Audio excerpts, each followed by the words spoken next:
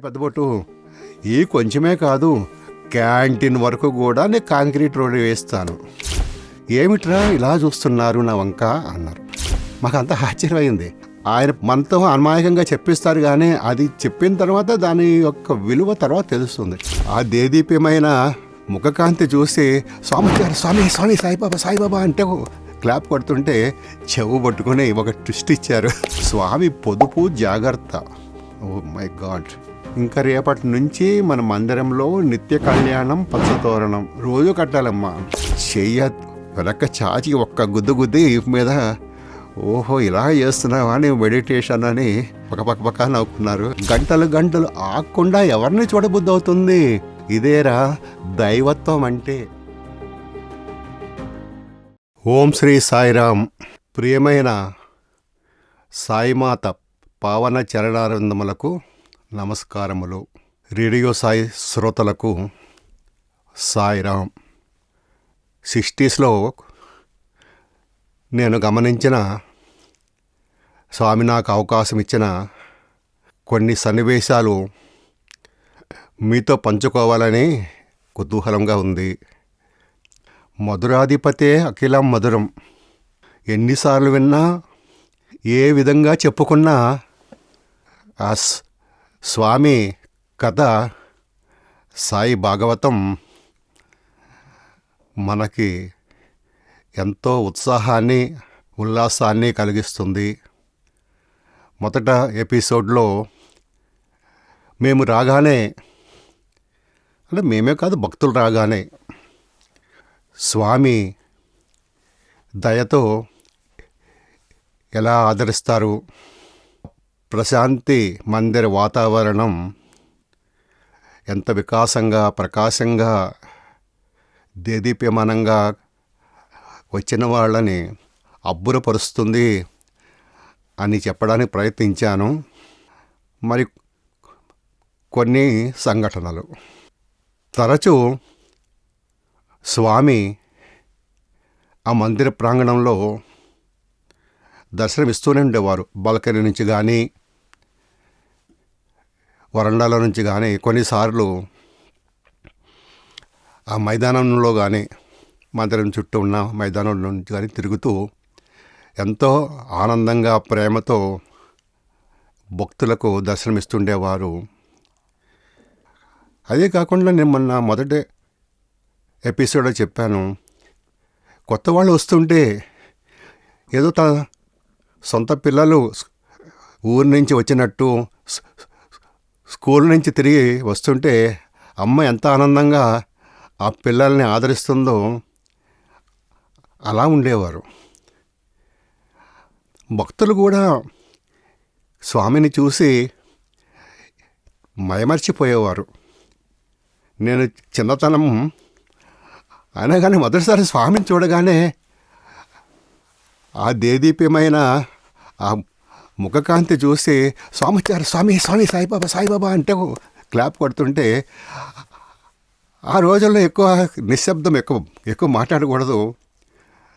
మెల్లగా పక్క నుంచి ఒక సేవతలు వచ్చి, అరే బాబు నిశ్శబ్దంగా ఉండాలి, నువ్వు గొంతులు వేయక ఇక్కడ అని చెవు పట్టుకొని ఒక ట్విస్ట్ ఇచ్చారు.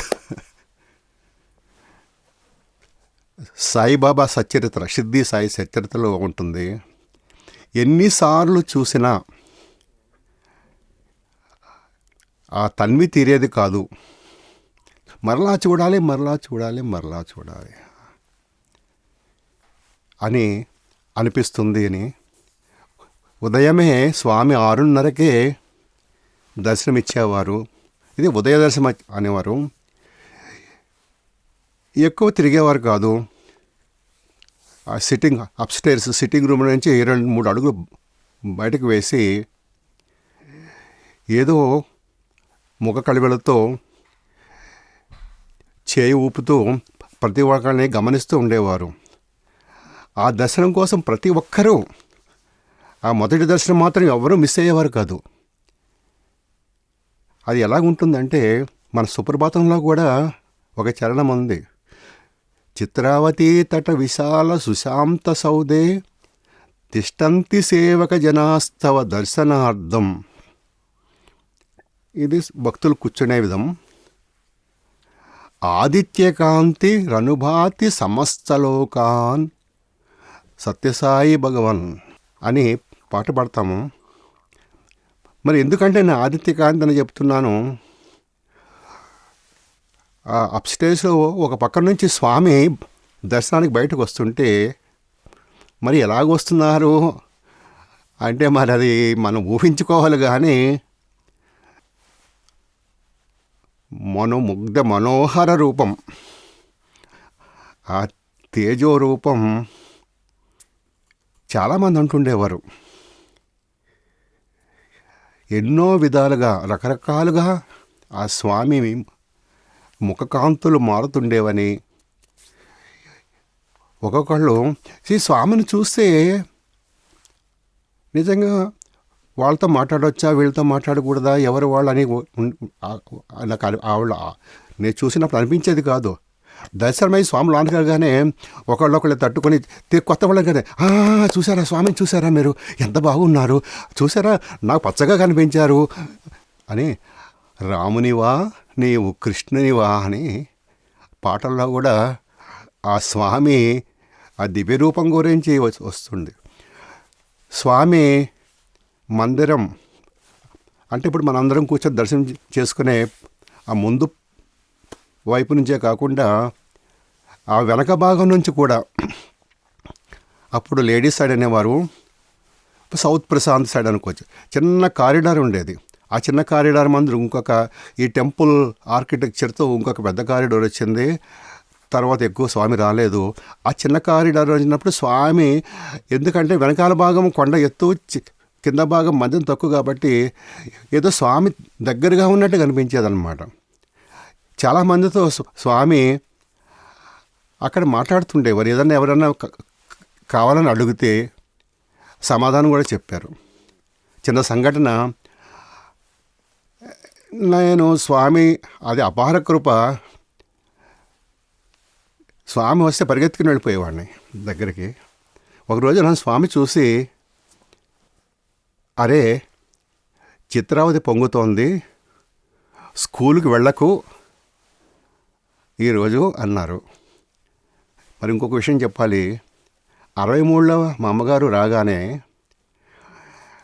ఆవిడకి ఇక్కడ ఉండిపోవాలని బుద్ధి పుట్టిందట. ఆమెకు బాగా ముగ్గులు వేయటం, దండలు గుచ్చటం అలాంటివన్నీ బాగా వచ్చు. స్వామి కూడా వెంటనే పర్మిషన్ ఇచ్చి వెస్ట్ ప్రశాంత్లో అకామిడేషన్ కూడా ఇచ్చారు. తర్వాత వాళ్ళకి ప్రాబ్లం నన్ను ఎక్కడ పెట్టాలని, ఎందుకంటే మా ఈ ఫిజికల్ పేరెంట్స్ పోయిన తర్వాత అమ్మగారు పెంచేవారు. మరి వాళ్ళు పుట్టపర్తి వచ్చేస్తే నన్ను ఎక్కడ చదివించాలి అని వాళ్ళకి సమస్య అయింది. వాళ్ళు నాతో మాట్లాడుకుంటే నేను విని బుక్కపట్నంలో ఉందని వాళ్ళు అనుకుంటున్నారు. నాకు విని నేను వెళ్తాను, బుక్కపట్నం వెళ్తాను, నేను చదువుకుంటాను, పర్వాలేదు అన్నారు. ఫైనల్గా స్వామితో పర్మిషన్ తీసుకున్నారు. దయామయుడు స్వామి హెడ్ మాస్టర్కి కృష్ణప్ప గారు, చిన్న వెంకమరాజు గారి కుమారుడు కృష్ణప్ప గారు ఉన్నారు. ఆయనతో ఆయన పిలిచి నన్ను ఎంతో ఆదరించి నమస్కారం ఇచ్చి ఒక మామిడి పండు ఇచ్చి స్కూలుకు పంపించారు. అలాగే 5 సంవత్సరాలు జరిగింది. ఇప్పుడు ప్రస్తుతం విశేషం, అరే చిత్రావతి అంటే చిత్రావతి నేను మొదటి ఎపిసోడ్లో చెప్పాను, వచ్చేటప్పుడు చిత్రావతి దాటి రావాలి, వెళ్ళేటప్పుడు చిత్రావతి దాటాలి. సామాన్యంగా చిత్రావతి ప్రాంతంలో 6 కిలోమీటర్ దూరం నడవాలి, కానీ నీళ్లు మాత్రం చిన్న జాలు కింద వెళ్ళేవి. భక్తులకు ఎప్పుడూ జాలు కింద వెళ్ళేవి, భక్తులకు స్నానం చేయడానికి బాగానే ఉండేది. ఆ రోజు సడన్గా ఫ్లడ్స్ వస్తుందిరా బాబు వెళ్ళకంటే, వెళ్ళకు అన్నారు. అది సంతోషం, వస్తున్నాయా లేదా అన్నా, పొంగిందా అన్నా అది చూసుకోలేదు. స్వామి అలా లోనికి వెళ్ళిన తర్వాత 2-3 స్నానం వెళ్ళి వచ్చిన వాళ్ళు, ఎక్కువ మంది చిత్రాలకు వెళ్ళి స్నానం చేసేవారు. వాళ్ళు అనుకుంటున్నారన్నమాట, ఇప్పుడే కదా అరగంట ముందు స్నానం చేసి వచ్చాము, అసలు మునగడానికే నీళ్ళు వీలు లేకుండా ఉంది, స్వామి ఏమో వరదలు వచ్చేస్తున్నాయి అంటున్నారు, ఏదేమిటి అన్నారు. అయినా కానీ వినిపించుకోలేదు. ఏమైనా కానీ స్వామి నన్ను స్కూల్కి వెళ్ళొద్దన్నారు. ఆనందంగా హాయిగా స్వామి మందిరం చుట్టూ ఉండొచ్చని అని ఎంత ఆనందపడ్డాను. అయినా కానీ ఎందుకంటే చూద్దాం అసలు ఏమిటి పనులు నిజంగా వస్తున్నాయా. ఒకసారి స్వామి చెప్తున్నా కానీ స్వామి చెప్పే విధం శక్యంగా ఉంటుంది. అప్పుడు తూర్పు వైపున అంటే ఈ గణేష్ గేట్ ముందు వైపున చిత్రవత్ సైడు ఆ ఎక్కువ బిల్డింగ్లు చెట్లు ఎక్కువ ఉండేవి కాదు. కానీ చూస్తే చిత్రావతి పారణ కనిపించేది. ఆ బంగారు రంగు ఇసుక తిన్నలు నీరు ప్రవాహం కనిపిస్తూ ఉండేది. నేను కొంచెం గణేష్ టెంపుల్ వెనకాల ఇప్పుడు ప్రస్తుతం ఉన్న గెస్ట్ హౌస్ ఏరియా కొంచెం పక్కన చూస్తే ఏం లేదంతా డ్రై ఏరియా. కానీ సాయంత్రానికి ఫ్లాష్ ఫ్లడ్స్ అంటారు, వరదలు వచ్చేసి బుక్కపట్నం వెళ్ళిన వాళ్ళు తిరిగి రాలేక రాత్రంతా అక్కడే గడిపి మర్నాడు వచ్చారు. స్వామి సర్వంతర్యామి, అన్నీ తెలుసు ఆయనకి. బృందావనంలో జరిగిన దర్శనం గురించి చెప్పిన స్వామి మాటల్లోనే చెప్తాను. ఒకరోజు సాయంకాలం స్వామి దర్శనం అంటే అక్కడ భక్తులకు సాయిరామ్ షెడ్ అని ఒక పుట్టపర్తి అంత ఏరియా ఉండదు, చిన్న తక్కువ ఏరియా. ఒక చెట్టు చుట్టూ చిన్న షెడ్ ఉంటుండేది, గొడుగు మాదిరి ఉండేది. అక్కడంతా భక్తులు కూర్చునేవారు. స్వామి అక్కడికి వెళ్ళి దర్శనం ఇచ్చేవారు అన్నమాట. మేము కూడా దారంతా నుంచున్న వాళ్ళు స్టూడెంట్స్. తర్వాత స్వామి వస్తుంటే చాలామంది ఆ స్వామి ఆ బిల్డింగ్ మందిరం ప్రాంతంలోకి వచ్చి నుంచున్నాం అన్నమాట. నుంచుంటే స్వామి దారికి పక్కన నుంచున్నాం. స్వామి మెల్లంగా ఆనందంగా వయ్యారంగా వస్తున్నారు. మా ముందు ఆగారు. ఆగి నా పక్కన నాకు అబ్బాయితో ఏమిట్రా ఇలా చూస్తున్నారు నా వంక అన్నారు. మాకు అంత ఆశ్చర్యమైంది. అంతేకాకుండా ఇంకొక మాట అన్నారు, పొద్దున్న 2 గంటలు చూశారు నన్ను, ఇప్పుడు సాయిరామ్ షెడ్ దగ్గర భజనలో ఒక అరగంట చూశారు, మరలా ఇప్పుడు లోన మన ప్రోగ్రాం ఉంది, ఇంకో గంటన్నర కూర్చుంటారు, ఎందుకు అలా తేరిపారగా అలా చూస్తున్నారు అన్నారు. మాకు ఆశ్చర్యం అయింది. లోన అనుకున్నాం అన్నమాట, ఏమో మీరు దర్శనం ఇస్తున్నారు, మా అదృష్టం, మీ దయ అని అనుకున్నాం. కానీ బయటికి చెప్పడానికి ఎవరికి సాహసం లేదు. కానీ స్వామి ఏదన్నా అనుకుంటే విచిత్రంగా ఉంటుంది పైకి, కానీ ఎంతో అర్థం ఉంటుంది లోన. అనుకున్నది ఆయన 10 మందికి మనతో అమాయకంగా చెప్పిస్తారు, కానీ అది చెప్పిన తర్వాత దాని యొక్క విలువ తర్వాత తెలుస్తుంది. కాదు చెప్పు, ఏమిటి, ఎందుకు అలా చూస్తున్నారు, తేరిపారా చూస్తున్నారు. అబ్బాయికి ఇంకా స్వామి అన్నిసార్లు అడుగుతుంటే ఇంకా తప్పకుండా చెప్పవలసి వచ్చింది. ఏమో స్వామి, మిమ్మల్ని చూస్తే అలాగ ఎప్పుడూ చూడబుద్ధి అవుతుంది స్వామి, అలాగ చూడబుద్ధి అవుతుంది స్వామిని. అప్పుడు స్వామి నవ్వుకుంటూ అసలు విషయం ఇది అనమాట. అదిరా, ఎవరిని చూడబుద్ధి అవుతుంది, గంటలు ఆగకుండా ఎవరిని చూడబుద్ధి అవుతుంది, ఇదేరా, మెల్లంగా అన్నారన్నమాట. ఇదేరా దైవత్వం అంటే. పుట్టపర్తిలో మరి చెప్పుకున్నాం, ఎన్నిసార్లు వచ్చినా ఒక భక్తులకి విసుగు అని కానీ విరామం కానీ ఉండేది కాదు. సామస్తున్నారు. సాయంత్రం 7 గంటలైన బృందావనంలో కూడా అదే జరిగేది. ఇంతేకాకుండా మరి ఎక్కడ టూర్కి వెళ్ళినా స్వామిని ఎక్కడ చూసినా కూడా బాబా వచ్చారు, బాబా అంటూ చేతులు తట్టుకుంటూ అందరూ పరిగెత్తి వచ్చేవారు అన్నమాట. ఇంకొక సంఘటన చెప్పాలి. మనం లోన మందిరం చుట్టూ కూర్చుంటున్నాము. 5 గంటలకు వెళ్ళి లైన్లో కూర్చుంటున్నాము. స్వామమ్మల్ని పిలుస్తున్నారు, ఏమో ఇస్తున్నారు, ప్రసాదం ఇస్తారు. మనం అంతా అదృష్టవంతులు మనం అనుకుంటాము. భగవంతుడంటే మనం చాలా గమనించవలసినవి చాలా ఉంటాయి. ఆయన ప్రేమ కొన్ని చెప్పరు, కొన్ని రాయలేదు పుస్తకాల్లో. పుట్టపర్తిలో భజన తర్వాత, బృందావనంలో ఇంటర్వ్యూస్ తర్వాత అలాగ కారులో డ్రైవ్కి వెళ్ళేవారు స్వామి. మేము అనుకునేవాడిని, అంటే నేను ఎవరితో అనలేదు, సంతోషం, స్వామి ఇష్టం వెళ్తున్నారు. నేను అనుకునేవాడిని, ఇక్కడ స్వామి ఇక్కడ ఇంతమంది కూర్చుంటే మీరు కారులో అలా వెళ్ళిపోతున్నారేమిటి స్వామి అనుకుంటుండేవాడిని. తర్వాత ఆయన ఆయనతో వెళ్ళే అవకాశం కలిగించినప్పుడు నేను అనుకున్నాను అసలు విషయం ఏమిటి అని. స్వామి ఎందుకు వెళ్తున్నారు? ఒక బర్త్డే, 1-2 రోజుల ముందు, 1 రోజుల తర్వాత వందల మంది రోడ్లో స్వామికి దర్శనం లేక రోడ్లో ఉంటారు. ఫంక్షన్ కానినప్పుడు స్వామి ఒక 5-6 కిలోమీటర్లు అలాగ కొత్త చెరువు పక్క వెళ్తుంటారు. మరి దారిలో అందరూ మనం ఏదో స్పెషల్ వచ్చామని కాదు, అందరూ ఆయన పిల్లలే. పొలాల్లో పనిచేసేవాళ్ళు, షాపుల్లో అమ్ముకునేవాళ్ళు, ఏమీ లేకుండా నిరాశగా అయ్యో మనకి లోనకి అలాగే వీలు కాదు అని రోడ్లలో నుంచున్న వాళ్ళకి అందరికీ స్వామి వెళ్తుంటే దర్శనం అవుతుంది. స్వామి అలాగ అందరికీ అభయం ఇస్తుండేవారు. ఇంతే కాదు, స్వామి టూర్స్ గురించి చెప్పే అవకాశం కలిగినప్పుడు చెప్తాను. స్వామి పక్కన ఏదో కొంత డబ్బు పెట్టుకొని ఎవరైనా కొంచెం ఆరోగ్యం బాగలేని వాళ్ళు, వయసు అయిన వాళ్ళు కనిపిస్తే స్వామి కారు ఆపి ఎంతో ప్రేమగా దగ్గరికి పిలిచి వాళ్ళకి ఆ డబ్బులు చేతిలో పెట్టేవారు. నేను మొదటి ఎపిసోడ్లో చెప్పాను, తరచు స్వామి మధ్యాహ్నం కూడా స్వామి దర్శనం లోనకు వెళ్ళారు, రెస్ట్ తీసుకుంటున్నారు అనుకున్న టైంలో కూడా ఆయన లోన లెటర్స్ చదువుకుంటుంటారు.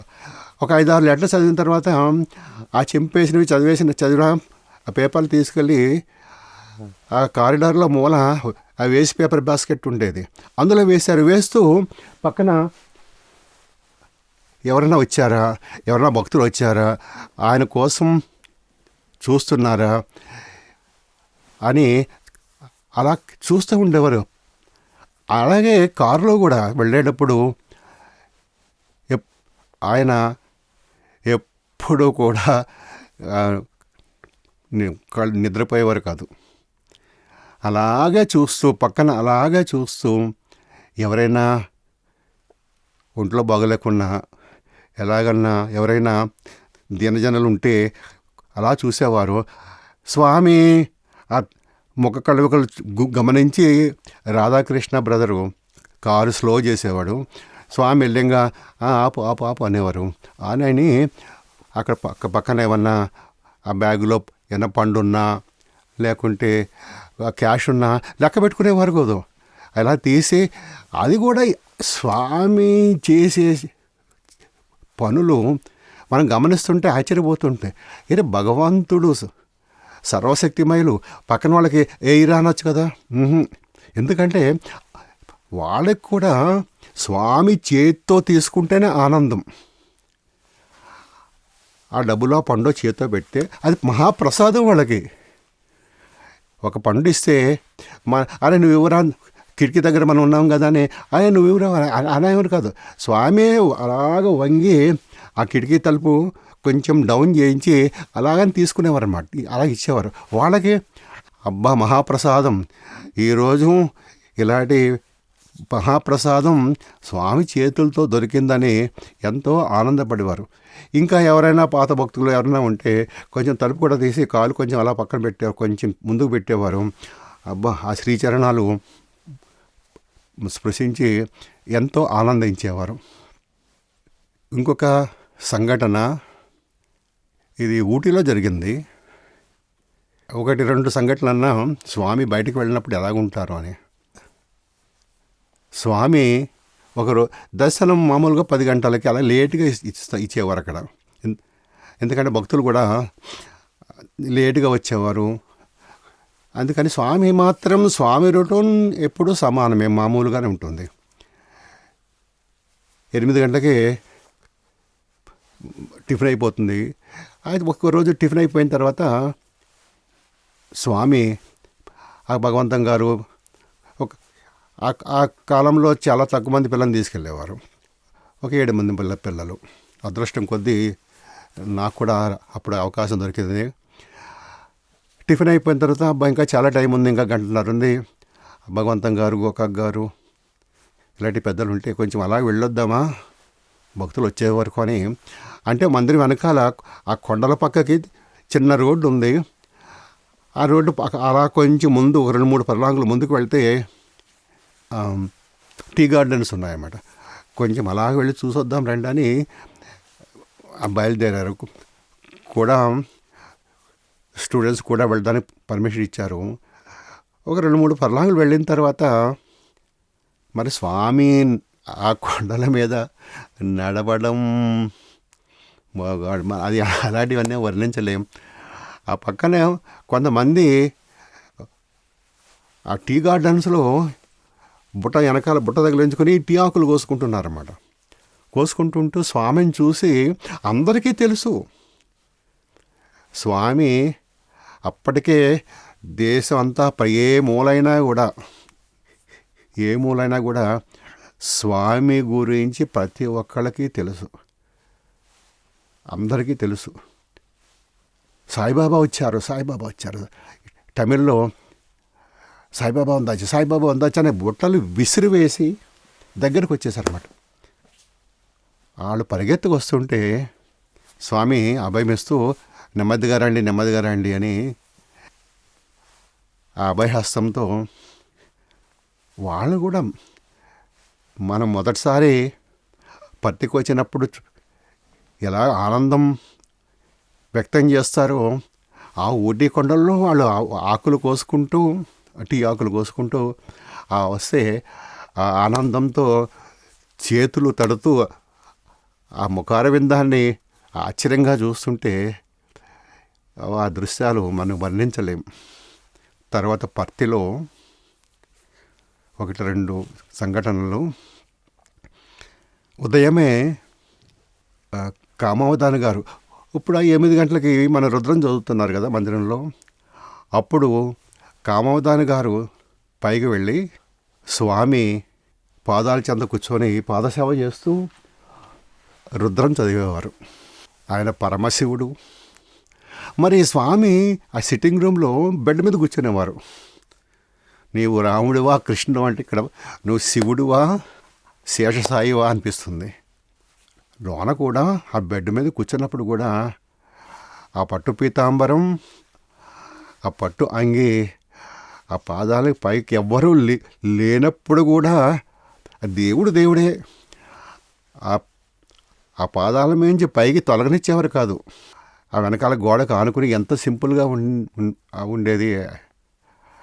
1-2 సంవత్సరాలు అయిన తర్వాత మళ్ళా చైర్లో కూర్చునేవారు. కాలు కింద అలాగే ఆ సిమెంట్ నేల మీద అలా పాదాలు పెట్టుకునేవారు. ఎదరికి ఒక్కోసారి వెనక్కి జారబడి అది చదువుకునేవారు, ఉత్తరాలు చదువుకున్నారు. ఒక్కోసారి ఎదరికి వచ్చి పాదసేవ చేస్తుంటే ఎవరితో మాట్లాడడానికి మంచానికి వచ్చి ఎదురు జరిగినప్పుడు పాదాలు ఆ నేల మీదే పెట్టుకునేవారు. అస్సలు ఆ స్వామి ఆ శేషతల్పం తర్వాత 1-2 సంవత్సరాలు అయిన తర్వాత చిన్న సైజు సోఫా కుర్చీ, విభూతి బుట్ట తప్పించి ఇంకేమీ ఉండేది కాదు. నేను గమనించిన ఇంకొక సంఘటన చెప్పాలి. అప్పుడు కొంతమంది వచ్చి మాట్లాడేవారు, పెద్దలు వచ్చేవారు. కస్తూరి గారు, సూరయ్య గారు అని ఒక పెద్ద ఆయన, ఇలాగ వచ్చి కొంతమంది డ్యూటీ పిల్లలు ఎవరన్నా వచ్చారో ఏమన్నా అడిగితే తెలుసుకోవడానికి వచ్చేవారు. వాళ్ళు మాట్లాడుతూ ఉండేవారు, ఉత్తరాలు చదువుతూ ఉండేవారు. ఉత్తరాలు చదువుతూ మాట్లాడుతూ సడన్గా అక్కడ లైట్ వంక చూసి అలా ఉండిపోయేవారు అన్నమాట. మాకు అర్థమైంది కాదు. అలా పాదసేవ చేస్తుంటే బృందావనం కూడా అలా జరిగేది. అలా మాట్లాడుతూ అలా ఆ లైట్ వంక చూస్తూ అలాగ ఉండిపోయేవారు. మాకు కొత్తలో నాకు ఆశ్చర్యం వేసేది, కొంచెం భయం కూడా వేసేది. అసలు మాట్లాడకుండా అలా ఉండిపోయేవారు. మన రామకృష్ణ పరమహంస ఫోటో చూస్తుంటాం అలాగా. ఒకసారి కళ్ళు మూసుకునేవారు, ఒకసారి అలాగా లైట్ వంక చూస్తూ అలా ఉండిపోయేవారు. తర్వాత అనిపించింది ఎక్కడికో వెళ్ళారు. తర్వాత నెమ్మదిగా నవ్వుకుంటూ వచ్చి ఇలాగని చేతులు ఎలాగ అనుకుంటుండేవారు అన్నమాట. కస్తూరి గారు రాస్తుంటారు, 60s ముందు స్వామి పాత మందిరంలో తమిళ కానీ కొత్తగా మందిరంలో ప్రశాంతి మందిరానికి వచ్చిన తర్వాత కూడా సడన్గా విసిపోయేవారని, అలా పక్కన పడిపోయేవారని, తర్వాత ఎక్కడికి వెళ్ళి ఎవరినో రక్షించి వచ్చేవారని కస్తూరి గారు పుస్తకాల్లో రాశారు. ఇంకా కొంతమంది పెద్దలు ఆ 50స్లో స్వామిని చూసి స్వామి గురించి మాట్లాడేవాళ్ళు కూడా చాలామంది తెలిపారు. ఇంకొక విషయం, స్వామి ఎక్కువ ఏదన్నా వాళ్ళ ప్రాబ్లమ్స్ ఉంటే మాకు చెప్పేవారు. కానీ రాముడి గురించో బృందావనంలోనూ అంతే, పుట్టపర్తిలోనూ కూడా.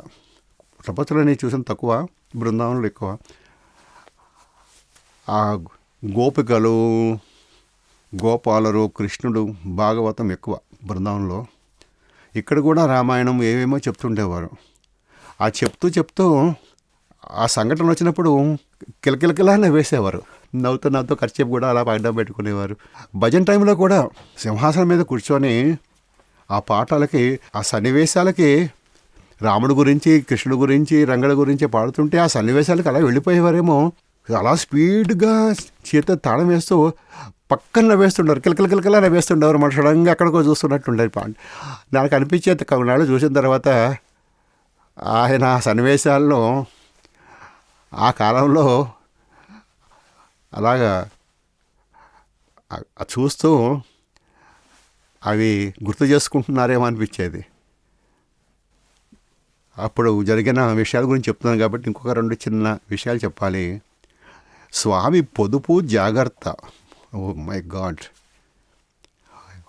లెటర్ చదివి ఏదన్నా కొంచెం రాయనేది తెల్ల కాగితం ఉంటే అది చింపి పక్కన పెట్టేవారు. ఎందుకంటే ఆ తెల్ల కాగితం స్వామి విభూతి ఇస్తే సృష్టించి ఆ కొంచెం ఆ తెల్ల కాగితం మీదలో పోసి పొట్లం కట్టి ఇస్తాడానికి ఉపయోగపడుతుందని. అలాగే లోనకి ఏదైనా కావాలని లోనకి వెళ్తే, అంటే ఈ తూర్పు పక్కన అంటే ఈస్టర్న్ సైడ్ డైనింగ్ హాల్ ఉండేది. ఎక్కువ పండ్లు, ఈ బట్టలు, ఏదైనా ఎవరికైనా ఇవ్వాల్సిన వస్తువులు అక్కడే ఉండేవి అనమాట. స్వామి స్వయంగా వెళ్ళి ఎప్పుడో కానీ ఆ డ్యూటీ పిల్లల్ని తీసుకురామన్నారు కదా తనే. ఎందుకంటే స్వామి తెచ్చి ఇస్తే ఆనందం, అదొక ఆశీర్వాదం అనుకునేవారు. అవి వెళ్ళేటప్పుడు ఎవరు లేకుంటే ఏదో నాలాంటి వాళ్ళు ఏమన్నా ఒకళ్ళిద్దరు ఉంటే లైట్ ఆపేసేవారు. నాకు నవ్వుకునేవాళ్ళు, అయ్యి మై గాడ్ ఎంత జాగ్రత్త స్వామి అని. లైట్ ఆపేసి వెళ్ళిపోయి లోనకి వెళ్ళి మళ్ళా వచ్చి ఆ డైనింగ్ హాల్ పక్కనే కాదు, బెడ్రూమ్లోకి వెళ్ళి ఏదైనా ఏదైనా తెచ్చేవాలనుకుంటే లైట్ టక్కన ఆపేసి, ఏదో చిన్న బల్బు ఉండేది అది ఆపేసి మళ్ళీ లోనకి వెళ్ళి మళ్ళా వచ్చిన తర్వాత వేసేవారు. ఇంకా కొన్ని సేవలు గురించి, మందిరం చుట్టూ అప్పుడంతా మట్టి నేల, సౌత్ ప్రశాంతిని సైడ్ నుంచి కొండల నుంచి ఎక్కువ వర్షాలు కురిసేవి. ఇది 64, 65 ఆ కాలం గురించి చెప్తున్నాను. ఎక్కువ వర్షాలు కురిసేవి. 64లో అయితే మరీ ఎక్కువ వర్షాలు కురిసేవి. ఆ స్కూల్లో చాలామంది టీచర్స్ అన్నవాడు, వీడు గోదావరి సైడ్ నుంచి వచ్చాడు, గోదావరి తీసుకొచ్చేసాడు ఎక్కడికని. ఎక్కువ వర్షం వచ్చినప్పుడు ఎక్కువ వాలు ఎక్కువ. పుట్టపర్తి వచ్చిన వాళ్ళు, అక్కడ కూర్చున్న వాళ్ళు గమనించి ఉంటారు. ఇప్పుడు కూడా ఆ కాంక్రీటు ప్రాంతం అంతా కూడా వాలుగానే ఉంటుంది. ఆ వాలు మూలాన్ని కొండల మీద వచ్చిన నీళ్ళకి ఆ నేలంతా మట్టి అంతా కరిగిపోయి బీటల కింద ఉండేది. తర్వాత ఇంకా అక్కడ ఉండే భక్తులకి డ్యూటీ, వర్షం అయిపోయిన తర్వాత మన బీటల్లో నడవడానికి, భక్తులు కూర్చోవడానికి, నడవడానికి కష్టం. స్వామి తిరుగుతుంటారు. ఆ చిన్న చిన్న రాళ్ళు అన్నీ పైకి వచ్చేసాయి. కాబట్టి ఏం చేశారంటే, అప్పుడు సేవాదళం ఉండేది కాదు, అక్కడ ఉండే భక్తులే పర్మనెంట్గా ఉండేవాళ్ళు. వచ్చిన భక్తులు అందరూ కలిసి స్వామి దగ్గర ఉండే రాజారెడ్డి గారు, ఇలాంటి కొంతమంది 2-3 పిల్లలు మట్టి తవ్వి, ఎక్కడ ఈ ప్రస్తుతం ఉన్న guest house, Sai Srinivas guest house వెనకాల ఆ కొండలో నుంచి మట్టి తవ్వి అందిస్తుంటే లేడీసు, జెంట్సు గన్నీ బ్యాగ్స్ మీద వేసి 2 అంచులు, ఒక సైడ్ 2 అంచులు ఒకళ్ళు, ఆ సైడు 2 అంచులు ఒకళ్ళు, అలా పట్టుకుని అందరూ కూడా 2 రోజులు అలా నుంచునేవారు. ఒకళ్ళ నుంచి ఒకళ్ళకి, ఒకళ్ళ నుంచి ఒకళ్ళకి అలా పాసాన్ చేసేవారు అన్నమాట.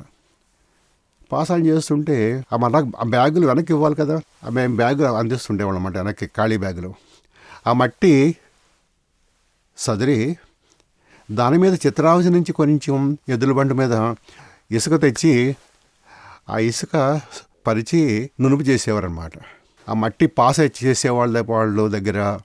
తర్వాత మందిరం చుట్టూ కూర్చొని, మందిరం చుట్టూ ఎక్కువ నడవలేకుండా ఎక్కువ మొయ్యలేని ఎక్కువ వయసు అయిన వాళ్ళు ముసలమ్మలు కూర్చొని ఏదో ఒక చెక్క లేకుంటే చిన్న పెంకో ఏదో తీసుకుని అలాగే లెవెల్ చేస్తుంటాడు. సాయిరామ్ సాయిరామ్ సాయిరామ్ సాయిరామ్ సాయిరామ్. నేను బ్యాగ్ అందిస్తుంటే తీసుకెళ్ళి స్వామి పోయి చదువుకోరా అన్నారు. నాకేమో స్వామితో ఏమో సమాధానం చెప్పడానికి ఇష్టం లేదు, వెళ్ళడానికి ఇష్టం లేదు. 2-3 సార్లు చెప్పారు వెళ్ళి చదువుకో అని. ఈ పక్కన ఉంటే స్వామి వెళ్ళిపోమంటారని నేను ఇంకొక సైడ్కి వెళ్ళి అక్కడ మరలా బ్యాగులు కొంచెం కొంచెం అందించడం మొదలుపెట్టాను. స్వామి వచ్చారు, దగ్గరకు వచ్చారు. అయితే నీకు మంచి మాటలతో చెప్తే నీకు అర్థం కాదన్నమాట. చూడు ఇప్పుడు ఎందుకు ఎలాగ వెళ్ళవో చూడని ఆ పక్కనే చిన్న వేప మొక్క ఉంది. ఆ చిన్న కొమ్మ విరిసి ఆకులు తీస్తూ ఒక చేత్తో అంగీ పట్టుకుని ఇప్పుడు చూడు వెళ్తావా లేదా అని ఒక్క పరుగు పెట్టినట్టు 2 అడుగులు వేశారు. నిజంగా కొడతారనుకున్నాను. ఒక్క ఉదట్లో అక్కడ నుంచి పారిపోయానమాట. పారిపోతే మా గ్రాండ్ మదర్ ఉన్నారు. ఇదేమిటి అక్కడ అందరూ సేవ చేస్తుంటే ఏంటి ఇలా పరిగెత్తుకొచ్చేస్తున్నారు, అమ్మో నా వెనకాల స్వామి కొడతానికి వస్తున్నారు. అప్పుడు నవ్వుకునే, అయ్యా దయామయుడు రాయన, నీవు చదువుకోవాలని చెప్తున్నారు కానీ నేను ఎందుకు కొడతారు, ఊరికే నేను చెప్పడానికి అలాగ అన్నారు కానీ అలా తమాషా చేస్తుండేవారు స్వామి. ఈ మట్టి మందిరం చుట్టూ లెవెల్ అయిపోయిన తర్వాత దాని మీద అప్పుడు శాండ్ అంతా కూడా, ఇసుక అంతా కూడా బంగారు రంగుతో ఉండేది.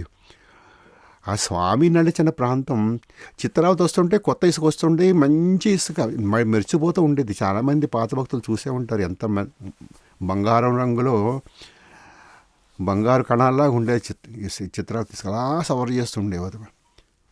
ఎందుకంటే ఈ విషయం చెప్తున్నాను, నేను పెరిగిన ఊర్లో మా ఇంటి చుట్టూ 5-6 మంది ముసలమ్మలనే ఉండేవారు.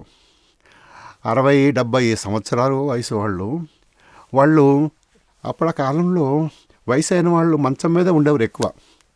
ఆ భోజనం పొద్దున్న సాయంత్రం కూతురు కోడలో తెచ్చి అందించి ఉండేది అనమాట. నేను అనుకున్నాను ఎందుకు ఇలాగ ఉంటారు వాళ్ళు, ఎప్పుడు లేకుండా ఇలాగ ఉంటారని మా అమ్మగారిని అడిగితే, వయసు అయిన తర్వాత అలాగే ఉంటారా, ఎవరు పడుకునే ఉంటారు, నీకెందుకు నువ్వు పట్టించుకోక ఇలాంటి విషయాలను. మరి ఇక్కడ పుట్టపర్తిలో చూస్తే 60-70 కాదు, ఈ 80-90 సంవత్సరాల ముసలమ్మలు కూడా ఎంతో చకచక సాయిరామ్ సాయిరామ్ అంటూ చిన్న చెక్క ముక్క తీసుకొని ఆ ఇసుక మీద, ఎందుకంటే స్వామి నడుస్తారు, ఆ శ్రీ చరణాలు ఆ ఇసుక మీద పెట్టుకుంటే మెత్తగా ఉండాలి అనే ఉద్దేశంతో అలాగ లెవెల్ చేస్తూ ఉండేవారు. నాకు చాలా చాలా ఆశ్చర్యమయ్యేది ఆ భక్తి. స్వామి సన్నిధిలో ఉత్సాహం, ఆ శక్తి ఎలా కలుగుతుంది. వయసు అయిన వాళ్ళు కూడా చిన్నపిల్లల మాదిరి సాయిరామ్ సాయిరామ్ సాయిరామ్ అంటూ తిడుతుంటే అవు ఎంత ఆనందం, ఆ స్మరణ ఎంత ఆనందం. మా గ్రాండ్ మదర్ మంగమ్మ గారని ఉండేవారు, అమ్మగారితోనే. ఒకసారి ఇంటర్వ్యూలో పిలిచి, స్వామి ఏమి చెప్పలేదు, ఇంటర్వ్యూలో పిలిచి ఒక జపమాల సృష్టించామని చేతిలో పెట్టారు అంతే. ఇంకా తర్వాత ఆ రోజు నుంచి 2 గంటలకు లేచిపోయి స్నానం చేసి జపం చేసుకుంటూ అలా కూర్చునేది. నేను ఒకసారి ఎప్పుడైనా శబ్దం చేస్తుంటే 2 గంటలకు 3 గంటలకి చూసి, ఏంటి 3 అయింది, ఇదేమిటి ఇలాగా గలాట, నిద్రపోనివో అంటే, నీకెందుకు, నువ్వు మాట్లాడకుండా పడుకో, నాకు స్వామి జపమాలు ఇచ్చారు, నేను జపం చేసుకోవాలి, నా గొడవ నీకెందుకు, నీ పని నువ్వు చూసుకుని పడుకో, నేను జపం చేసుకుంటాను. ఎంత మార్పు వచ్చేసింది తల్లి అనుకునేవాడిని. స్వామి మందిర ప్రాంగణంలో గురించే, ఆ రోజుల్లో మా అమ్మగారికి అంటే సరస్వతమ్మ గారికి చాలామంది పాత భక్తులు తెలుసు, ముగ్గులు పెట్టడానికి పర్మిషన్ ఇచ్చారు. ముగ్గులు పెట్టేది ఆవిడ. ఒకరోజు స్వామి కౌరు పంపి, అప్పుడు ఒక పెద్ద ఆయన ఉండేవారు, లోకనాథం మొదలయ్యారని, కొంచెం జాగ్రత్తగా చూసుకుంటారని కాస్త దిట్టమైన వ్యక్తులు పెట్టేవారు. ఆయన ఎవరన్నా మాట్లాడుతుంటే అందరికీ కొంచెం స్ట్రాంగ్గా చెప్పేవారు, మాట్లాడకూడదు ఇక్కడ అలాగని. ఎందుకంటే అప్పుడు ఫౌండేషన్ టైం అన్నమాట, ఈ ప్రశాంతి వాతావరణం. ఆయనతో స్వామి కౌరు పంపారు, సరస్వతమ్మకి చెప్పు రేపు తోరణాలు కట్టమని. ఆమె వచ్చి అమ్మ రేపు తోరణాలు కట్టమన్నారు స్వామి అన్నారు. ఇంకా సరే స్వామిని అడిగితే మంచిదని ఆమె. అప్పుడు స్వామితో మాట్లాడటం చాలా సులభం. వెళ్ళి మందిరం పైకో లేకుంటే అలా కిందకు వచ్చినప్పుడు మాట్లాడవచ్చు. ఆ ముగ్గు పెడుతున్నప్పుడు స్వామి పైకి వస్తే ఏమి లేచి, స్వామి మీరు లోకనాథం గారు చెప్పారు మీరు తోరణాలు కట్టమన్నారట, రేపు గురువారం కదా అందుకు కట్టమన్నారా అంటే, అలా కాదమ్మా రేపు గురువారం కాదు, ఇంకా రేపటి నుంచి మన మందిరంలో నిత్య కళ్యాణం పచ్చతోరణం రోజు కట్టాలమ్మా. అప్పటి నుంచి 64 నుంచి స్వామి అపార కృప, ఆ తోరణాలు కట్టే కార్యక్రమం అలా జరుగుతోంది. ఆయన సంకల్పం అలాగే జరుగుతుంది. ఈ ముగ్గురు సంబంధించే ఇంకొకటి 2 విషయాలు. పెద్ద బొట్టమ్మ గారని సిద్ధిబాబా గారిని చూసిన ఒక భక్తురాలు ఉండేవారు, చాలామందికి తెలుసు. శారదమ్మ గారు ఆయన పేరు. ఆమె పండగలప్పుడు స్వామి మందిరం ముందు పూలబాట వేసేవారు.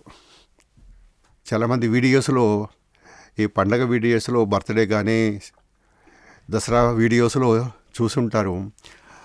స్వామి ఇంటర్వ్యూ దగ్గర నుంచి ఇప్పుడు ప్రస్తుతం ఉన్న ఈ చిన్న లైను, బ్రాస్ లైన్ వరకు, అక్కడి నుంచి ఆ స్వామి పూర్ణచంద్రకి వెళ్ళే రోడ్డు అలాగా ఆ ఎల్ షేప్లో చిన్న పాత్ మాదిరి 1.5 అడుగులు వెడల్పుతో అంతవరకు కూడా. ఎందుకంటే ఇప్పుడు ప్రస్తుతం 64లోనే ప్రస్తుతం ఉన్న పూర్ణచంద్ర ఏరియాలో ఒక పెద్ద షెడ్డు. మేము రెండోసారి వచ్చేసరికి 63లో ఫస్ట్ రోజు దర్శనం చేసుకున్నాం. 64లో ఒక చిన్న స్వామి మందిరం పక్కన చిన్న షెడ్ ఉండేది. 64 వచ్చేసరికి అప్పుడే ఒక పెద్ద షెడ్డు ప్రస్తుతం పూర్ణచంద్ర ఉండే ఏరియాలో. 72లో వచ్చినప్పుడు ఆ షెడ్ని తీసుకెళ్ళి అన్నీ ఇప్పి ఆ సామాన్తోనే గణేష్ టెంపుల్ దగ్గర మరలా అది షిఫ్ట్ చేశారు. దాన్నే గణేష్ షెడ్ అనేవారు. ఒక 10 సంవత్సరాలు స్వామి వచ్చిన భక్తులకి ఆ గేటు దగ్గర ఆ షెడ్డే బాగా పనికొచ్చేది. ఆ పూల మొగ్గ మరి వేసే విధానం అంటే చాలా కేజీల పువ్వులు, 10-15 మంది కూర్చొని రకరకాల పువ్వులు రేకలు తీసి ఒక 1.5 అడుగుల వెడల్పుతో ఆ దసరా టైంలో 10 రోజులు, బర్త్డే రోజు, శివరాత్రి రోజు పూల మొగ్గు వేసేవారు. ఎక్కువ మందికి ఆ రోజుల్లో అది ఒక పెద్ద అట్రాక్షన్. ఒక సైడ్ లేడీసు, ఒక సైడ్ జెంట్సు. ఆ స్వామి నడిచి వెళ్ళే విధానం ఆ ముగ్గు మీద చూడడానికి అదొక స్పెషల్ దర్శనం. స్వామి రోజు పూలంబాట మీద నడిచి వెళ్తారని అందరూ చెప్పుకుంటూ అక్కడ అలాగే ఎంతసేపు అయినా గంటన్నర అయినా 2 గంటలైనా అలాగా నుంచి చూస్తుంటాను. రకరకాల పువ్వులతో, రకరకాల డిజైన్లతో పూలు ఒత్తుగా వేసేవారనమాట. ఇదివరకు కొంతమంది మన విద్యార్థులు స్వామి గురించి మాట్లాడుతూ స్వామి నడిచే విధానాన్ని ఒక్కోసారి ఉపన్యాసాల్లో వివరిస్తుంటారు. మరాళీ మందగమన మహాలావణ్య సేవధి అని. మరి ఆ పూలబాట మీద నుంచి అలాగా ఆ పట్టు పీతాంబరం, పట్టు అంగీతో చేతులు తిప్పుకుంటూ తాంబూల రాగారుత దరోష్టం. అప్పకాలంలో కొంచెం తాంబూలం వేసుకునేవారు. తాంబూలం వేసుకుంటే ఎవరికీ తెలిసేది కాదు. చిన్న తమలపాకు ముక్క, చిన్న ఒక్క ముక్క ఇలాగనేవారు.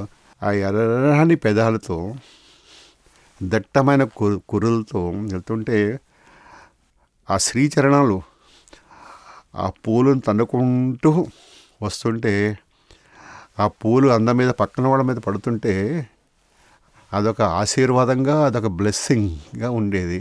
తర్వాత ఈ పూలబాట గురించి చెప్పినప్పుడు ఇంకొక విషయం గుర్తుకొస్తుంది.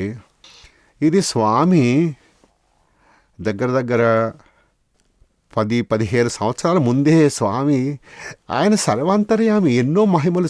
పుట్టపర్తిలో స్వామి మాట్లాడితే, స్వామి అడుగు వేస్తే, స్వామి చేయి తిప్పితే మహిమ. మనం గమనించాలి, కానీ అన్నీ మహిమలే. సిద్ధి అమ్మగారుతో అంటే శారదమ్మ గారు పెద్ద స్వామి ఆమె పెద్ద బిందీ బొట్టు పెట్టుకునేది, కుంకుమ బొట్టు. ₹1 కాసు అంత బొట్టు పెట్టుకునేది. అందుకని పెద్ద బొట్టమ్మ అనేవారు. మామూలు కామన్ పేరు చాలామంది పెద్ద బొట్టమ్మ గారు అనేవారు అనమాట. నేను కష్టపడి బుక్కపట్నం వెళ్ళి చదువుకుంటున్నానని, అప్పుడప్పుడు స్వామి మాట్లాడుతున్నారని, స్వామి గురించి అప్పుడప్పుడు ఆమె షిర్డీ నుంచి వచ్చింది కాబట్టి షిర్డీ బాబా గురించి అడగాలని నేను ప్రయత్నం చేస్తుండేవాడి నుంచి. నేనంటే చాలా చాలా ప్రేమగా ఉండేవారు ఆవిడ. చాలా కుతూహలంగా అడుగుతున్నాను. ఒకరోజు నేను స్కూల్కి వెళ్తుంటే, అప్పుడు ఫస్ట్ 2 years వెస్ట్ ప్రశాంతిలో ఉండేవాళ్ళం మేము, వెస్ట్ ప్రశాంత్ సైడ్ రూమ్లో. నేను మెల్లెంగా స్కూల్ నుంచి స్కూల్కి వెళ్తున్నాను. ఇంకా స్వామి ఇంటర్వ్యూస్లో ఉన్నారు. స్వామి మందిరం దగ్గరగానే ఆవిడ ఇంకా దసరాకి ఆ పూల బాట వేయడానికి, ఎందుకంటే ఇసుక ప్రాంతం, కొంచెం ఇసుక తొలగించి ఆ నేల మీద, మరి ఇసుక మీద పువ్వులు వేయడానికి కుదరదు కదా, అందుకని కొంచెం ఇసుక తొలగించి దాని మీద ఒక తట్టతో మట్టి, ఒక తట్టతో ఆవు పేడ, ఒక బకెట్ నీళ్లు పెట్టుకునేది. మట్టి పేడతో మెత్తి అన్నీ శుభ్రం చేస్తుంటారు. అలాగే ఆవిడ ఆ పూలబాట వేయడానికి 1.5-2 అడుగులు వెడల్పుతో ఇప్పుడు ప్రస్తుతం ఉన్న పూర్ణచంద్ర డోర్ వరకు అలాగ పాపం 4-5 రోజులు అలాగ మెత్తుతూ ఉండేది. అంటే వేరే వాళ్ళు ఎక్కువ మందిని దగ్గరగా ఆ స్వామి ఇంటర్వ్యూ వరకు రానివారు కదా, ఆ భజన తర్వాత వెళ్ళొచ్చు అందరూ. అందుకని ఆవిడే కూర్చొని మెత్తుకుంటూ ఉంది. చూసింది ఆవిడ కూడా నన్ను చూసింది. కానీ ఇక్కడ దగ్గరికి వెళ్ళి, ఎందుకంటే స్వామి చెప్పారు అప్పుడే, నేను మొదటి ఎపిసోడ్లో చెప్పాను, ఎక్కువ మాట్లాడితే నీ ముక్కు కోసేస్తాను జాగ్రత్త అన్నారు. అందుకని దూరంగా చూసి నవ్వుకుంటూ ఆవిడ వెళ్తుంటే దగ్గరికి వెళ్ళి నమస్కారం చేసుకునేవాడిని. పెద్ద ఆవిడ షిర్డీ సాయిని చూసిన ఆవిడని వెళ్ళి నమస్కారం చేసుకునేవాడిని. ఇద్దరికి మాత్రం నాకు ఎప్పుడు వెంటనే నమస్కారం చేసుకోవాలని బుద్ధి పుట్టేది. ఒకటి ఈశ్రమ గారు, ఆమె కనిపిస్తే వెళ్ళి పాదాలకు నమస్కారం చేసుకునేవాడిని. ఎక్కువ మాట్లాడేవి కదా, ఆవిడ నవ్వుకుంటూ, ఓ బాబు స్కూల్కి వెళ్తున్నావా అనేది ఎంత ఆనందంగా. అలాగే ఈవిడ కూడా కనిపిస్తే అమ్మ నమస్కారం, అవ్వ నమస్కారం అనేవాడిని. లేకుంటే పాదాలకి అమ్మగారు అనేవారు. అరే సిద్ధి బాబాని చూసిన ఆవిడ ఆవిడ చాలా ఆశీర్వదిస్తే మంచిది, దండం పెట్టుకునేవాడిని. నేను అలాగే చూశాను, వెళ్తున్నాను అనమాట. స్కూల్కి వెళ్ళిపోయాను. సాయంత్రం మరలా స్వామి ఇంటర్వ్యూ రూమ్లో ఉన్నారు. ఇంకా భక్తులు భజనకి ఇంకా రావడం లేదు. ఒక 10-15 అడుగులు అప్పుడే మెత్తేసుకుంది ఆవిడ. నేను పక్కన నుంచి అలాగే మన రూమ్లోకి వెళ్ళిపోతాను అనమాట. పక్కన చెట్టు పక్కన, అరే రే బాబు కృష్ణ కృష్ణ కృష్ణ అంది. అమ్మో స్వామి చూస్తారేమో భయం.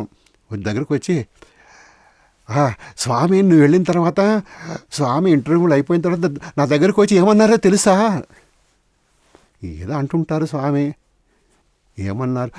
బాగోదని పెద్దమ్మ ఏమన్నారవ్వా అని. అయ్యో పాపం పెద్దబొట్టు, ఎంతో కష్టపడుతున్నావు, నేను ఇదంతా కాంక్రీట్ చేయిస్తానులే, తొందరపడకు, కష్టపడకు పాపం అని లోనకి వెళ్ళిపోయారట. ఇంటర్ రూమ్లోకి వెళ్ళిపోయారట. మళ్ళా కాసేపు అయిన తర్వాత మళ్ళా వచ్చి, పెద్దబొట్టు ఈ కొంచెమే కాదు, క్యాంటీన్ వరకు కూడా నేను కాంక్రీట్ రోడ్ వేస్తాను అన్నారట. నేను మామూలు అంటే ఎక్కువ చిన్న వయసు, ఎక్కువ వివరం తెలియదు, మామూలు వేయిస్తారేమో అనుకున్నాను. అంత సీరియస్గా తీసుకోలేదు. ఆవిడ పక్క నవ్వుతూ, అంటే వాళ్ళ స్వామి ఒక వాత్సల్య భావంతో చూసేవారు ఎక్కువ చాలామంది. కాంక్రీట్ రోడ్డు వేయిస్తాడటరా స్వామి క్యాంటీన్ వరకు. అయ్యో అప్పుడు ఇంటర్ రూమ్ పక్కన అక్కడే అంతా కూడా ఏదో ఇరిగిపోయిన ఈ కడపరాళ్ళు ఉండేవి. ఆయన ఇంటర్ రూమ్ ఎంత జాగ్రత్తరా బాబు, ఇంటర్ రూమ్ పక్కనే కాంక్రీట్ చేయించుకోలేదు, క్యాంటీన్ వరకు కాంక్రీట్ రోడ్డు వేయించేస్తారట. చూడు ఎలా చెప్తున్నారు. అరే నేనేం మాట్లాడి ఏం చెప్తాం పెద్ద ఆవిడకి. నా మీద ప్రేమతో అలాగన్నారా, ఎక్కడ వేస్తారు ఈయన. మరి సెకండ్ పార్ట్ నేను చెప్పక్కర్లేదు. క్యాంటీన్ వరకే కాదు, ఎక్కడో నేను 2-3 సార్లు చూసానంటే వెస్ట్ గేట్ అంటారు, ఆ వెస్ట్ గేట్ వరకు కూడా కాంక్రీట్ రోడ్డే. అక్కడి నుంచి ఇంకంతా రోడ్లే కదా, ఒకటి కాదు. స్వామి ఎప్పుడు కూడా ఇంత అంటే అది ఎప్పుడు కూడా స్వామి ఇచ్చింది అనుగ్రహం, అది 1000 రెట్లో 1,00,000 రెట్లో ఉంటుంది. మాకు వెస్ట్ ప్రశాంతిలో వేరే వాళ్ళు రూమ్ ఇచ్చారు, మరి వాళ్ళు కూడా ఎక్కువ ఉంటుంటారు అక్కడ వచ్చి. తర్వాత స్వామి 64లో అంటే ఈస్ట్ ప్రశాంతి ముందు, ఈస్ట్ ప్రశాంతికి గోపురం గేట్ ఏరియాలో, ఇప్పుడు మగవాళ్ళు కూర్చొని దర్శనం కూర్చునే ఏరియాలో ఒక 4 లైన్లు 6 రూములు, 24 రూమ్లు, చిన్న చిన్న గదులు కట్టించారు. తర్వాత కొంతమంది భక్తులకి అందులో మాకు కూడా ఒకటి ఇచ్చారు. ఆ గదులు కట్టించిన తర్వాత అందరికీ ఇచ్చారు, సంతోషం.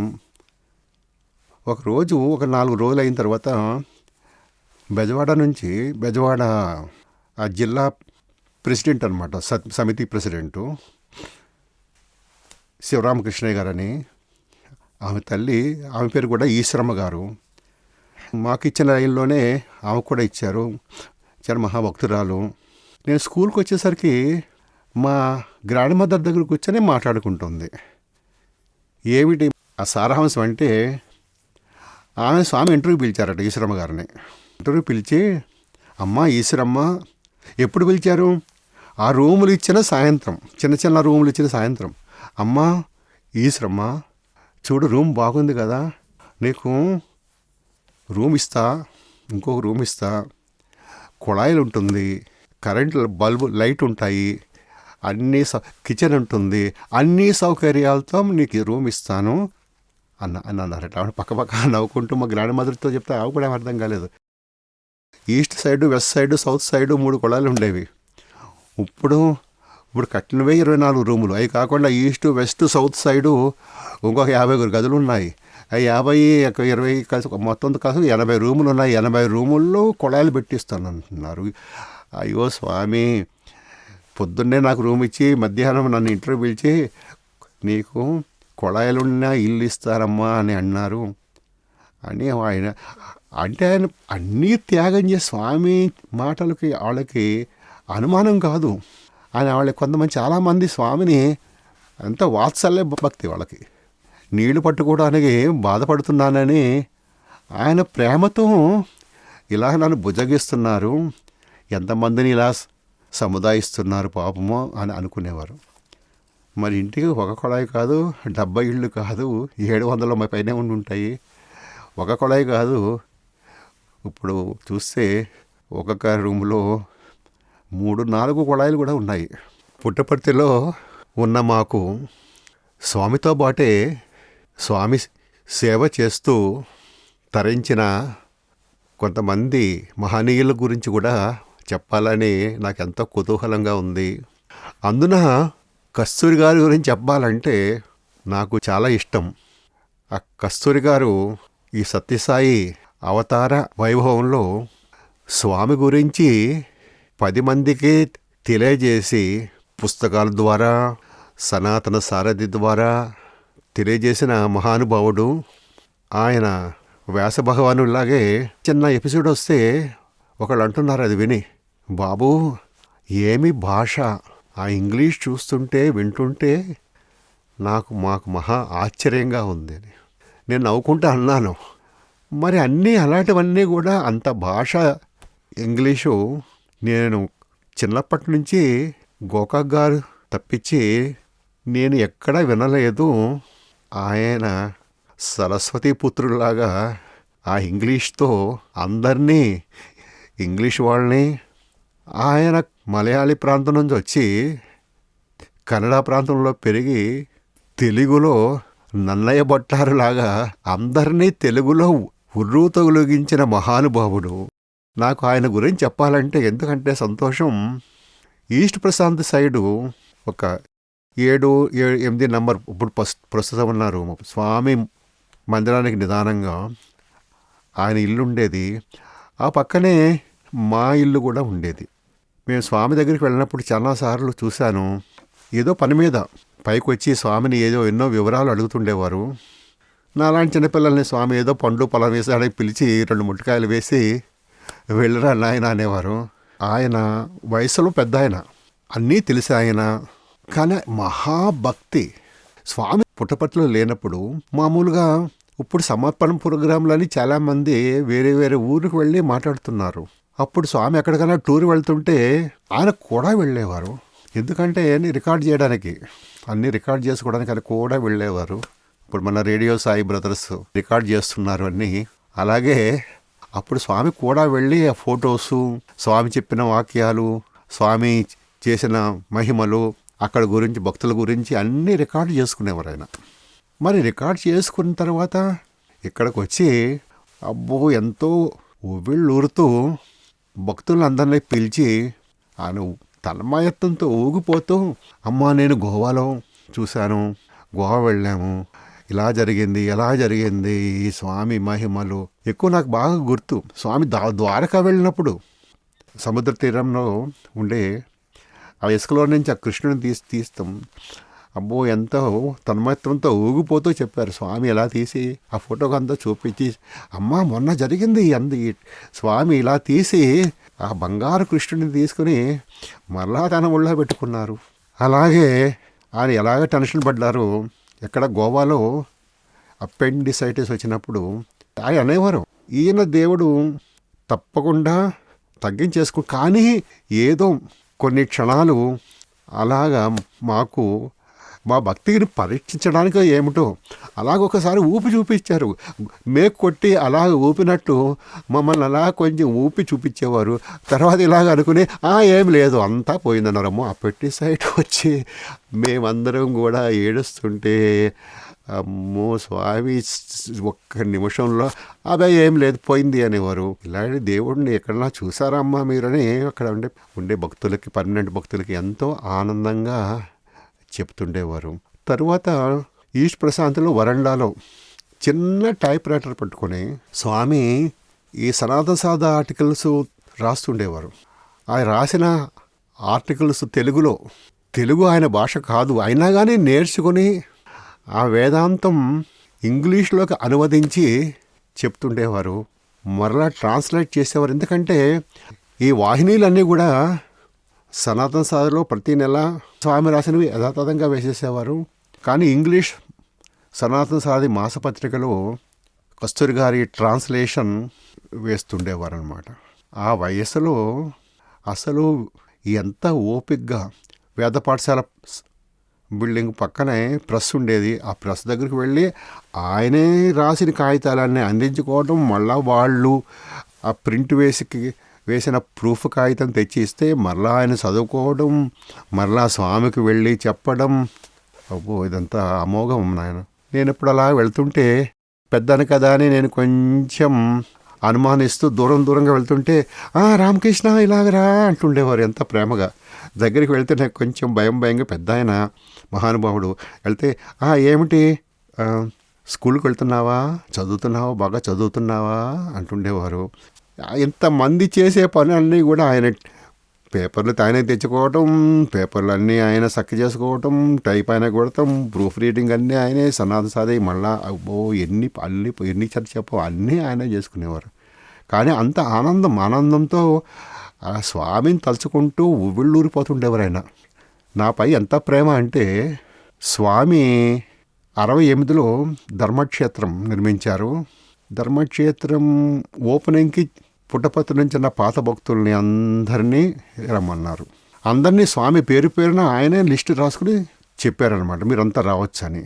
ఒకరోజు అప్పుడు స్వామి మందిరం పక్కన చిన్న షెడ్ ఉండేది. ఆ షెడ్లో సాయంత్రం కొన్నాళ్ళు 67, 68 ఆ ప్రాంతంలో ఈ ఇందిరాదేవి గారు వచ్చినప్పుడు స్వామి ఫస్ట్ టైం అక్కడ జ్యోతి మెడిటేషన్ స్టార్ట్ చేశారు. నేను కూడా వెళ్ళి కూర్చునేవాడిని. నేను ఒక్కొక్క పిల్లవాడిని నేను అందులో. ఎందుకంటే కస్తూరి గారు తెలుసు, స్వామి తెలుసు, అందరికంటే ముందు స్వామి తెలుసు. నేను అక్కడ కూర్చునేవాడిని. స్వామి చాలా ఆశ్చర్యంగా చూసేవారు. అందరూ 10 నిమిషాలు మెడిటేషను కూర్చుని అందరు స్ట్రైట్గా కూర్చోవాలి అదే చేస్తుండేవారు. కానీ నాకు మనసు స్వామి మీద ఉండేది. స్ట్రైట్గా కూర్చోండి అన్ని ఇన్స్ట్రక్షన్ అయిన తర్వాత స్వామి ఎక్కడున్నారా అని ఈ పక్కకి ఒకరోజు ఈ పక్కకి రైట్ సైడు లెఫ్ట్ సైడు చూస్తాను, లేరు. ఓహో వెళ్ళిపోయారు కదా అనుకుని పైనుంచి కబుక్కొని పక్కకి మెడ తిప్పితే బాగోదని కొంచెం తల పైకి ఇలా ఎత్తి ఎక్కడ ఉన్నారా అని చూస్తే ఈ స్వామి వెనకాలే ఉన్నారు. చెయ్య వెనక చాచి ఒక్క గుద్దు గుద్ది ఈ మీద, ఓహో ఇలా చేస్తున్నావా అని మెడిటేషన్ అని పక్క నవ్వుకున్నారు. తర్వాత కొంచెం జాగ్రత్తగా ఉండేవాడిని. ఆ మెడిటేషన్ టైం అయిపోయిన తర్వాత ఒక రోజు ఇంకా కొంతమందిని ఆ మెడిటేషన్ కూర్చున్న వాళ్ళు కస్తూరి గారు అని పిలిచి, కస్తూరి కొంతమంది పేర్లు రాసుకో బొంబాయికి అని స్వామి అంటే ఆయన పేర్లు రాసుకుంటున్నారు. మా గ్రాండ్ మదరు తర్వాత అమ్మని ఇద్దరు పేర్లు రాసుకున్నారు. నేను అలాగే చూస్తున్నాను, ఇద్దరు వెళ్ళిపోతున్నారు బొంబాయి. నేను అక్కడిని ఇంట్లో కూర్చొని ఏం చేయను స్వామి, మీరు కూడా ఉండరు, ఏం చేయాలి అని నేను ఊరికే అది ఆలోచిస్తుంటే చూశారు. కస్తూరి అన్నారు, స్వామి వచ్చారు. అవి పాపం వీడి పేరు కూడా రాయి. సరే అయ్యో తప్పకుండా స్వామి అని. ఎందుకంటే ఈయన కొంచెం సహాయం చేస్తుండేవాడిని పెద్దవాళ్ళకి. పెద్దవాళ్ళతో పాటు వీడిని బస్సులో కూర్చొని తీసుకొచ్చేయండి అని. స్వామి ప్రతి ఒక్కటి గమనిస్తుంటారు. ఆ కుళాయి దగ్గర ఎవరైనా పెద్దవాళ్ళు నీళ్లు పట్టుకుంటుంటే వాళ్ళు మొయలేకపోతుంటే ఆ బకెట్ కొంచెం పక్కన పెట్టేవాడిని.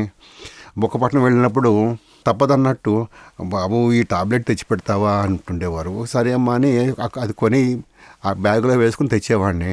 అది ఎట్లా గుర్తుపెట్టు స్వామి సరయాంతర్యమంటే అబ్బని అన్నాను కదా, ప్రతి ఒక్కటి మెరకలే పుట్టపర్తిలో. స్వామి అన్నారు పెద్దవాళ్ళతో పాటు వీడిని కూడా తీసుకురా, ఎందుకంటే పెద్దవాళ్ళు సహాయం చేస్తుంటాడు. బొంబాయి రమ్మన్నారు, తీసుకురమ్మన్నారు కస్తూరి గారిని. నన్ను బాగానే ఉంది. ఒకరోజు 4-5 రోజులు అయిన తర్వాత పిలిచి ఎంత ఆనందంగా, రామకృష్ణ వస్తున్నావు కదా, రెడీ అవుతున్నావా బొంబాయికి ధర్మక్షేత్రం ఓపెనింగ్. అప్పుడు 9th అనుకుంటా, May 9th. అంటే నేను అన్నాను, సార్ 9th అప్పుడు మాకు టైం టేబుల్ వచ్చింది స్కూల్లో ఎగ్జామ్స్. సార్ ఆ రోజు అన్ని పరీక్షలు కదా అయిపోతాయండి, కానీ ఒక్క పరీక్ష మాత్రం ఉంది, వీలవదండి, నేను రావడం లేదు, నేను రాలే. పరీక్ష ఉందా? ఏమి పరీక్ష? హిందీ పరీక్ష అని ఉండు అని లోనికి వెళ్ళి లెటర్ ప్యాడ్ తీసుకొని ఏమో లెటర్ రాశారు ఆయన. నేను హెడ్ మాస్టర్తో నీకు లెటర్ ఇస్తాను నువ్వు ఇయ్యి అన్నారు. ఏదో రాశారు, బాగుండదు ఇంగ్లీష్, బైగాడ హై ఇంగ్లీష్. ఆ హెడ్ మాస్టర్ ఆయన కస్తూరి గారు లెటర్ ఇచ్చారు సార్ మీకంటే ఆ భాషకి తీసుకుని, నాకు కస్తూరి గారు నాకు లెటర్ రాశారా ఏమని అని చూసి చదువుకున్నారు. ఏ బాబుని స్వామి బొంబాయి తీసుకువెళ్ళటానికి పర్మిషన్ ఇచ్చారు, ఆ రోజు పరీక్ష ఉంది, ఆ పరీక్ష కొంచెం ముందే పెట్టి కొంచెం రావడానికి వీలుగా చూడండి అని రాసినట్టున్నారు. ఆ భాషకి ఆ మహానుభావుడు నాకు లెటర్ రాశారని ఎంత ఊళ్ళూరిపోయేవారు. ఆ కస్తూరి గారి మంచితనం, ప్రేమ, ఆ భక్తులతో ఎలా ఉండేవారు, ఎలా సహాయం చేశారు అని చెప్పడానికి ఇంకొక చిన్న సంఘటన. ఒకరోజు సాయంత్రం నేను స్కూల్ నుంచి రాగానే మా అమ్మగారు అన్నారు, అరే బాబు పొద్దున్న నువ్వు స్కూల్కి వెళ్ళిన తర్వాత కస్తూరి గారు వచ్చి, అమ్మ స్వామి పిలిచారు, మీ అబ్బాయి ఉన్నాడా అని అడిగారు. నేను స్కూల్కి వెళ్ళాడు సార్ అని చెప్పాను. ఎందుకో మరి తెలియదు, పోనీ వెళ్ళి కాస్త కాఫీ తాగి వెళ్ళి వరండాలో కూర్చో, ఆయన ఒకవేళ స్వామి పిలిస్తే చూద్దాం మీరు ఏమంటారు అని. నేను వెళ్ళి కూర్చున్నాను. కూర్చోగానే నాకు భయమైంది, ఏమైనా అల్లరి చేస్తున్నానని, మాట్లాడుతున్నానని, ఏమైనా కంప్లైంట్ ఉన్నాయేమో, ఎందుకని మంచిది అలాగా కామ్గా అలా కూర్చున్నాను చూస్తూ. ఆయన లోనంచి వచ్చారు, డోర్ తీసుకొని అన్నారు. అంటే నాకు నిజంగా భయమైంది, అమ్మో ఏదో కంప్లైంట్ చేసి ఉంటారు మాట్లాడుతున్నారని. వెళ్ళి రా స్వామి రమ్మన్నారు రా అని. అమ్మో స్వామి పొద్దున్న నుంచి చూస్తున్నారు, లోనకి తీసుకువెళ్ళారనమాట. మరి మళ్ళీ స్వామి దగ్గర కూడా అన్నీ స్ట్రిక్ట్ కదా, వెళ్ళి పైకి వెళ్ళారు. ఇక్కడ నుంచో కూర్చో అన్నారు. ఇంటర్వ్యూలో కూర్చున్నాను, వినపడుతుంది నాకు అక్కడ మెట్ల మీదకి. వెళ్ళి స్వామి దగ్గరికి వెళ్ళి, స్వామి మీరు సరస్వతం గారు అబ్బాయి సాయిగీత్ దగ్గర ఉంటాడు అబ్బాయి రామకృష్ణ, పొద్దున్న రమ్మన్నారు, స్కూల్కి వెళ్ళారని చెప్పాను కదా, ఇప్పుడు ఉన్నాడు, రమ్మంటారా తీసుకురమ్మంటారా అన్నారు. తీసుకురా అంటున్నారు స్వామి. వెళ్ళాను, అమ్మయ్య